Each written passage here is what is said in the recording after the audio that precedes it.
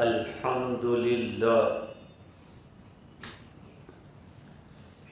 الحمد للہ وکفی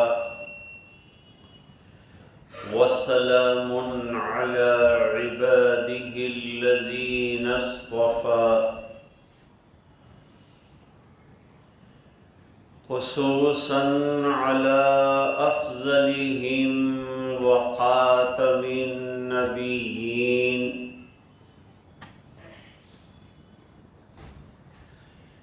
محمد الامین وعلى آلہ وصحبہ اجمعین اما بعد اعوذ باللہ من الشیطان الرجیم بسم اللہ الرحمن الرحیم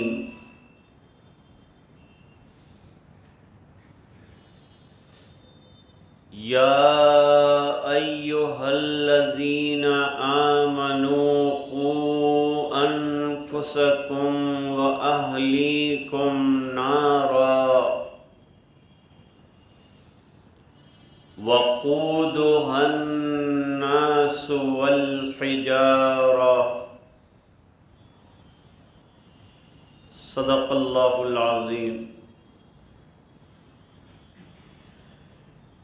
وقال النبی صلی اللہ علیہ وسلم الا کلکم راع وکلکم مسئول عن رعیتہ او کما قال علیہ الصلاۃ والسلام وصدق رسولہ النبی الامی الکریم اللہم صل علی سیدنا محمد وعلی آل سیدنا محمد وبارک وسلم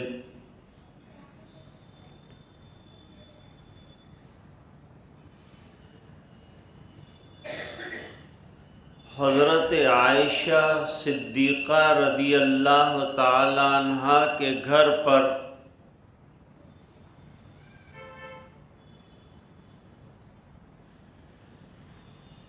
ایک مانگنے والی آئی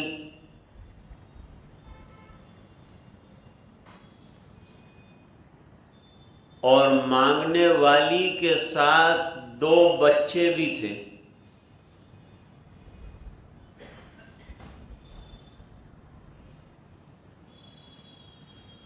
اس زمانے کے مانگنے والے حقیقت میں ضرورت مند تھے۔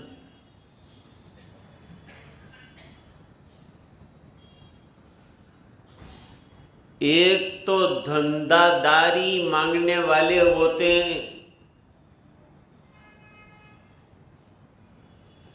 جو مسجدوں کے پاس، دکانوں کے پاس، مزاروں کے پاس کھڑے ہوتے ہیں اور اپنی عادت کے مطابق پیسہ ہونے کے باوجود بھیک مانگتے ہیں۔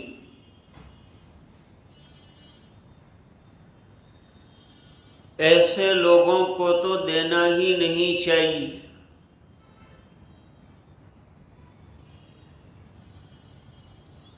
ہمیں اپنا پیسہ دیتے وقت تحقیق کرنی چاہیے کہ جس کو ہم دے رہے ہیں اس کی ضرورت پوری ہوگی اور وہ مستحق ہے۔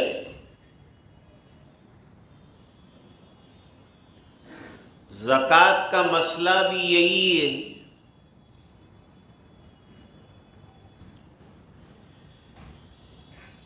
کہ زکوٰۃ دینا صاحب نصاب کے ذمے ضروری ہے،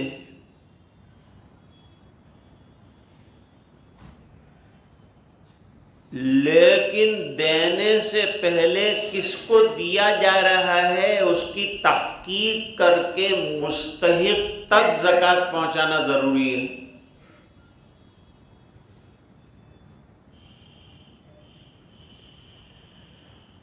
جس کو ہم دے رہے ہیں وہ واقعی اس کے لینے کا مستحق ہے کہ نہیں؟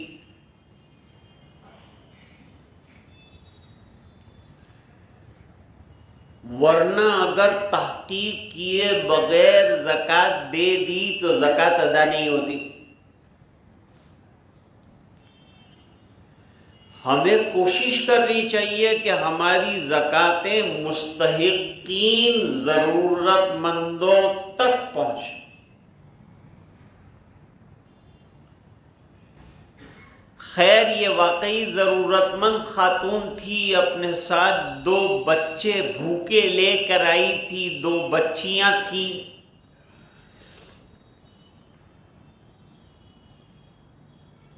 اس نے حضرت عائشہ رضی اللہ تعالی عنہا سے کچھ مانگا۔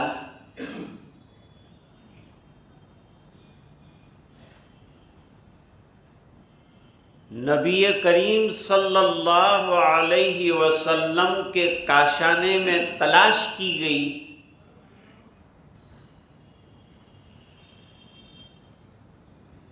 کہ کچھ ہے کہ نہیں۔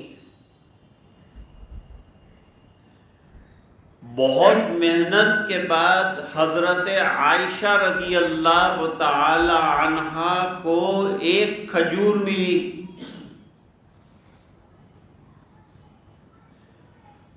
حضرت عائشہ رضی اللہ تعالی عنہا نے وہ کھجور لی اور وہ خاتون کو دے دی۔ اب ماں کی محبت بڑی چیز ہے، ماں بھی بھوکی ہے، بچیاں بھی بھوکی، ایک کھجور ہے۔ ہونا تو یہ تھا کہ ماں کو بہت بھوک لگی تھی، کھا لیتی، لیکن ممتا کا تقاضا یہ ہے کہ میری 2 بچیاں بھوکی ہیں، پہلے ان کو کھلایا جائے، تو کھجور کے 2 ٹکڑے کر کے دونوں بچیوں کو دے دیا، خود بھوکی رہی اور بچیوں کو کھلایا۔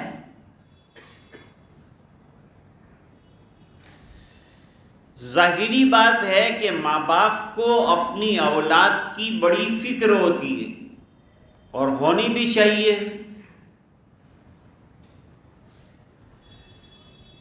ہم نے یہ اولاد اپنے پروردگار سے دعائیں کر کے لیے، جب دعائیں کر کے لی ہے تو ظاہری بات ہے کہ ان کی پرورش اور ان کی دینی تربیت کا بڑا خیال رکھنا چاہیے اور اس کی فکر کرنی چاہیے، جیسے ہم اپنی اولاد کی دنیا کی فکر کرتے ہیں کہ وہ بھوکے نہ رہ جائیں، پیاسے نہ رہ جائیں، سماج میں ان کا ایک مقام ہو، اس طرح یہ بچوں کا آخرت میں مقام ہو، قبر میں جواب دے سکیں، اور اللہ جب ہمیں پوچھیں کہ تم نے اولاد مانگ کر لی تھی تو اس نعمت کا تم نے کیا حق ادا کیا۔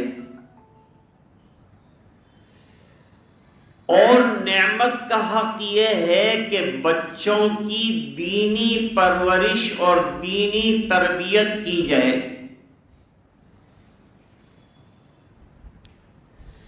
جب حضور پاک صلی اللہ علیہ وسلم تشریف لائے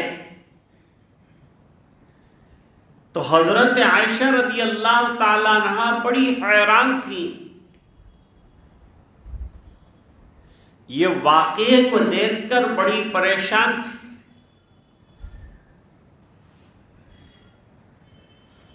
کیسی ماں ہے؟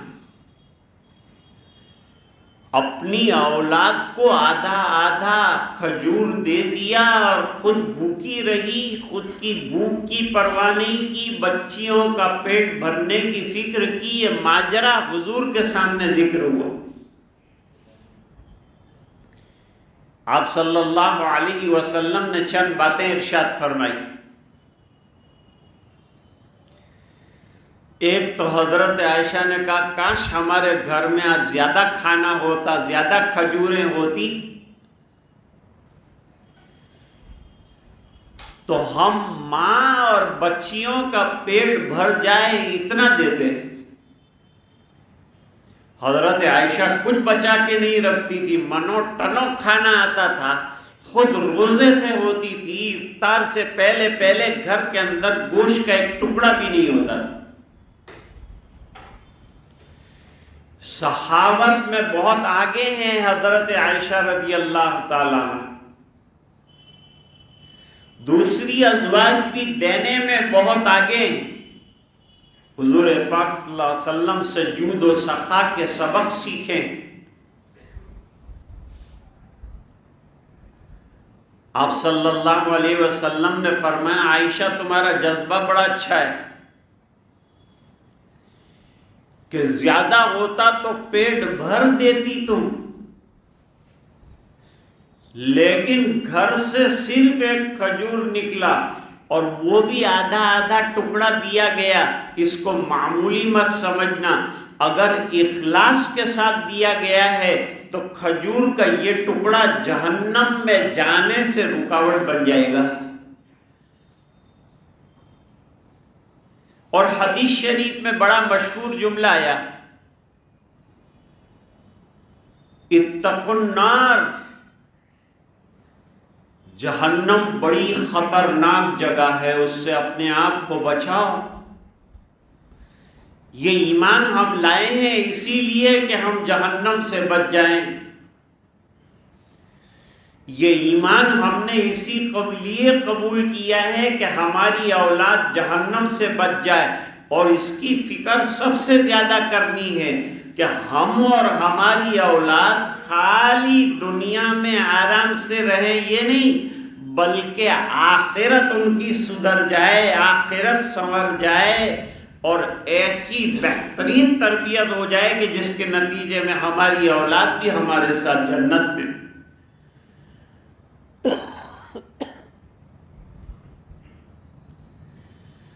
ایک جملہ تو حضور پاک صلی اللہ علیہ وسلم نے فرمایا جہنم سے اپنے آپ کو بچاؤ، اگلا جملہ فرمایا وَلَوْ بِشِقِّ تَمْرَةٍ، اگرچہ کھجور کے ایک ٹکڑے ہی کے ذریعے سے کیوں نہ ہو۔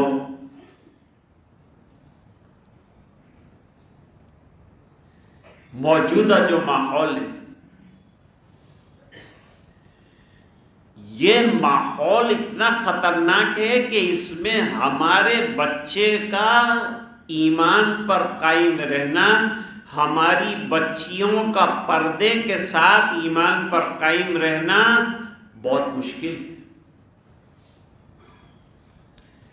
اس لیے اللہ تعالیٰ نے آج سے 1400 سال پہلے قرآن کریم اتارا، اس میں اولاد کی دینی فکر کرنے اور تربیت کرنے پر زور دیا۔ فرمایا یا ایھا الذین آمنوا قوا انفسکم واہلیکم نارا،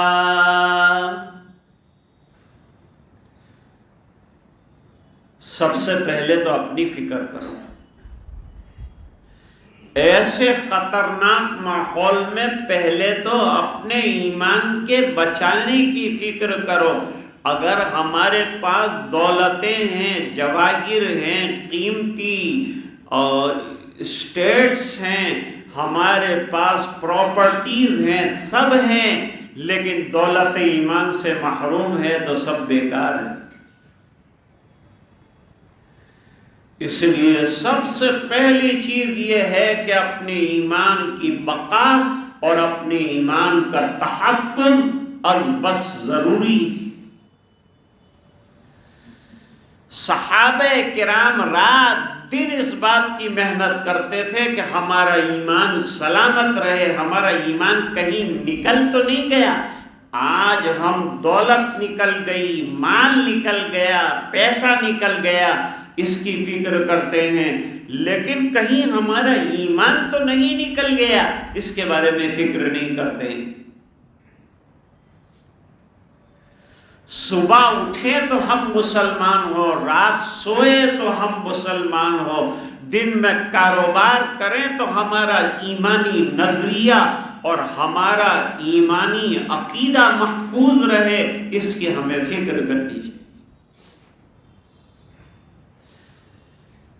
اور اللہ تعالیٰ نے اولاد کی پرورش اور اولاد کا ایمان باقی رہنے کا طریقہ یہ بتایا کہ اے ایمان والو، تمہارا ایمان محفوظ رہے گا تو تمہاری اولاد کا ایمان بھی محفوظ رہے گا۔ بڑی واضح حدیث ہے، کل مولود یولد علی الفطرہ، ہر بچہ جو پیدا ہو کر دنیا میں آتا ہے وہ دین فطرت پر آتا ہے۔ پھر ماں باپ اس پر رنگ چڑھاتے ہیں، اگر ماں باپ دیندار ہیں تو بچہ دیندار بنے گا، اور اگر ماں باپ کی زندگی میں ایمان اور اعمال صالحہ کی محنت نہیں ہے تو وہ بچہ دیندار بننا مشکل ہے۔ باہر کتنی بھی محنت اس کے اوپر کی جائے، لیکن اصل چیز گھر کے ماحول کو دیندار بنانا ہے۔ اس لیے اللہ فرماتے ہیں، یا ایھا الذین آمنوا قوا انفسکم، اے ایمان والو اپنے آپ کو بچاؤ آگ سے۔ میں ہمیشہ یہ تقریر کوئی نئی تقریر نہیں کر رہا ہوں، یہ پرانی بات ہے، لیکن ماحول ہمارا اتنا باہر کا خراب ہے، بے پردگیاں ہے، حیوانیت ہے، عریانیت ہے، ننگا پن ہے، ننگے لباس ہیں، ان کے بیچ میں ہماری بچیاں باہر جائے گی تو ظاہری بات ہے کہ باہر کے ماحول کا اثر پڑے گا۔ پھر گھر کے اندر بڑا ٹیلی ویژن رکھا ہوا ہے، اس کے اندر کی آنے والی چیزیں اور اس کے اندر آنے والی لہریں ہمارے بچوں کو گھسیٹ کر بے ایمانی کی طرف، عریانیت کی طرف، ننگے پن کی طرف لے جاتی ہیں، اور باقی جو رہ گیا ہے وہ چھوٹا سا شیشہ ہمارے پاس ہے موبائل کی شکل میں، وہ ہمارے بچوں کو برباد کر رہا ہے۔ ہمارے کنٹرول میں نہیں ہے ہمارا بچہ، موبائل آپ نے دے دیا، وہ کیا کیا دیکھے گا، اور جو دیکھے گا اس کا اثر اس کے ذہن کے اوپر پڑنے والا ہے۔ یہ ذہن کے اثر کو معروف کرنے کے لیے اور واش کرنے کے لیے اور ختم کرنے کے لیے گھر کے ماحول کو دینی اعتبار سے کریٹ کرنا، گھر میں تلاوت کی فضاؤں کا بنانا، گھر میں فضائل اعمال کے لیے وقت نکالنا، بچوں کو لے کر بیٹھنا، ان کو سنانا، بچیوں کو سمجھانا، پڑھانا، لڑکوں سے زیادہ لڑکیوں کی تربیت کا خیال رکھنا ہے۔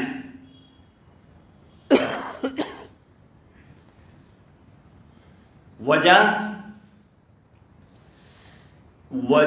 یہ ہے کہ لڑکا تو مدرسے بھی جائے گا، استادوں کے پاس بھی رہے گا، مسجد میں بھی جائے گا، مدرسے بھی جائے گا، اس کو کچھ نہ کچھ ماحول ملے گا، لیکن ہمارے بچے اور بچیاں مدرسوں میں چند گھنٹے رہتے ہیں، اور باہر کا جو خطرناک زہریلا دنیاوی ماحول ہے اس کا اثر وہ 18 گھنٹے اپنے اوپر لیتے ہیں۔ ظاہری بات ہے کہ یہ اثر ان کے اندر آنا ضروری ہے۔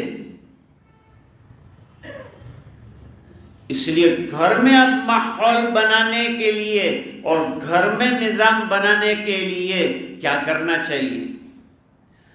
کچھ نیا کام نہیں کرنا ہے، گھر کے ماحول کو دینی بنانے کے لیے ہمیں اپنا پہلے مزاج اور دماغ دینی بنانا پڑے گا، مسجد والے ماحول میں اپنے آپ کو رکھنا پڑے گا، قرآن کریم والے ماحول میں اپنے آپ کو رکھنا پڑے گا، اور دین والے ماحول کا چرچا گھر کے اندر روزانہ چلتا رہے گا۔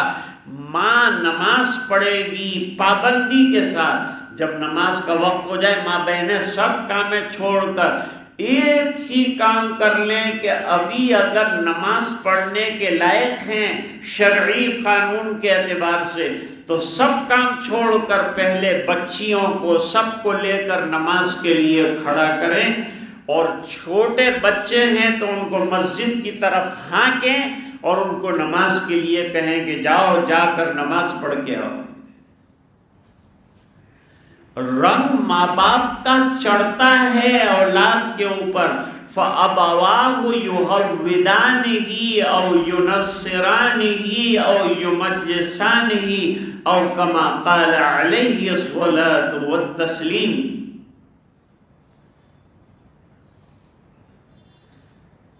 بہت سمپل واقعہ ہے۔ وہ کیا؟ آپ نے دیکھا ہوگا کہ جب ماں دوپٹہ اوڑھ کر قرآن شریف تکیے پر رکھ کر رحل پر رکھ کر پڑھنا شروع کرتی ہے اور ہلتی ہے، ہلنا تو حصے میں نہیں ہے قرآن کی تلاوت کے، لیکن وہ ہلتی ہے اور پڑھتی ہے، تو وہ بچہ جو ہے فوراً جاتا ہے ٹوپی لاتا ہے، بچی ہوتی ہے تو دوپٹہ اوڑھ لیتی ہے اور وہ ماں کے پڑوس میں پڑھنے کے لیے بیٹھ جاتی ہے۔ دیکھو قرآن کی تلاوت کا ماحول بنا، بچی کے اوپر اثر پڑا، بچے کے اوپر اثر پڑا کہ نہیں پڑا؟ تو گھر میں ماحول ہوگا تو اثر آئے گا کہ نہیں آئے گا؟ یقیناً آئے گا۔ حدیث شریف میں ہے 6، 7، 8، 9 سال کے بچوں کو صحابہ روزہ رکھواتے، 9 سال کے بچے کو تکلیف نہیں دی جائے گی، لیکن بچہ بالغ ہونے کے بعد روزے کو پسند کرنے لگے اور آسانی سے رکھنے لگے، اس کی مشق اس کو بالغ ہونے سے پہلے کرواتے تھے، اور شام ہوتے ہوتے بچہ جو ہے وہ ذرا بدکنے لگتا تھا، تھک جاتا تھا اور روزہ توڑنے کی بات کرتا تھا تو روئی کے چھوٹے چھوٹے کھلونے صحابیات بناتی تھی اور اس سے اس کا دل بہلا کر روزہ پورا کرواتی تھی۔ ایک نشاور شخص حضرت عمر رضی اللہ تعالیٰ عنہ کے زمانے میں گرفتار ہوا، نشہ کیا ہوا تھا۔ آج کل نشہ عام ہے، ایم ڈی کی مصیبت عام ہے، آج یہ میرا موضوع نہیں، لیکن نشہ حرام ہے۔ کوئی بھی منشیات جو انسان کو دوسری دنیا میں پہنچا دیتی ہے اس کا استعمال حرام ہے، اور ایسے نشاور شخص کا مسجد میں آنا منع ہے، اور اللہ تعالیٰ کی یہاں اس کے اعمال ناقابل قبول ہیں، اور اللہ تعالیٰ نشاور شخص سے بہت زیادہ ناراض ہیں، اور اس کو حرام قرار دیا ہے کہ کل ما اسکر قلیلہ کثیرہ فقلیلہ حرام، ہر وہ نشے والی چیز جس کے زیادہ پینے سے نشہ آتا ہو اس کا تھوڑا سا حصہ بھی استعمال کرنا حرام ہے۔ اور یاد رکھنا یہ پینا، پیوکڑ جو ہوتے ہیں، پینا یہ خالی حرام نہیں ہے بلکہ یہ حشیش ہے، ہیروئن ہے، براؤن سوگر ہے، اور ایم ڈی کے انجیکشن ہے، یہ سب انسان کی 4 طبق کھول دیتے ہیں اور ان کو دوسری دنیا میں پہنچا دیتے ہیں اور کردنی ناکردنی چیزیں کرنے پر مجبور کر دیتے ہیں. یہ سب چیزیں بھی حرام ہے، مت سمجھنا کہ یہ چل جائے گا. ہر منشیات حرام ہے جو انسان کو نشے تک لے جائے، اس سے اپنے آپ کو بچاؤ. تو حضرت عمر رضی اللہ تعالی عنہ نے اس کو لگائی لکڑیاں، کہا ہم نے نہیں پڑتا نا رمضان کے اندر شراب پیا ہو، شرم نہیں آتی تھا نا. جو نالا نالا بچہ ہمارا رمضان کے اندر روزہ رکھے نہ تو شراب پیو واڑو، بولا ڈانٹا. تو اس میں ایک جملہ یہ بھی کہا کہ ہمارے تو چھوٹے چھوٹے بچے ایسا اچھا ماحول بنا ہے مدینہ کا کہ روزے رکھتے ہیں. چھوٹے بچے مسجد میں، مدینے کی مسجد میں آتے تھے، حضور کے پیچھے نماز پڑھنے آتے تھے. ماحول مدینے کا اتنا اچھا بنایا تھا حضور پاک صلی اللہ علیہ وسلم نے کہ رات کو 12 بجے بچہ مسجد کے اندر ہے نہ اپنا بچہ مسجد ની બહાર તોફાન કરે આપણે રોકી નથી શકતા. આમ દોડે તેમ દોડે શોર મચા આપણે કઈ રોકી નથી શકતા. ماں باپ کو چاہیے کہ گھر سے سمجھا کے بچے کا ماحول بنا کر، ذہن بنا کر بھیجے کہ بیٹا اپنے اللہ کے گھر میں جا رہے ہیں، نہایت سکون کے ساتھ، اطمینان کے ساتھ بیٹھ کر امام صاحب کا خطبہ سننا ہے، ان کی قرات سننا ہے، نماز کے بعد دعائیں کرنا ہے، پھر سنتیں پڑھنا ہے، پھر دعا کر کر کے پھر اپنے گھر کی طرف. تو گھر میں بچے نے دیکھا ماں قرآن پڑھ رہی ہے تو اس نے قرآن پڑھنا شروع کیا. اور یہ بھی دیکھا ہوگا آپ نے کہ جب ماں باپ روزہ رکھتے ہیں تو بچہ پوچھتا ہے ابا تم نے کیا روزہ رکھا ہے آج؟ ہاں روزہ رکھا ہے. روزے میں کیا ہوتا ہے کہ کھانا پینا سب بند کر دینا پڑتا ہے. تو میں رکھوں روزہ؟ دیکھو روزے والا ماحول بنا تو گھر کے اندر روزے کا مزاج آیا کہ نہیں آیا؟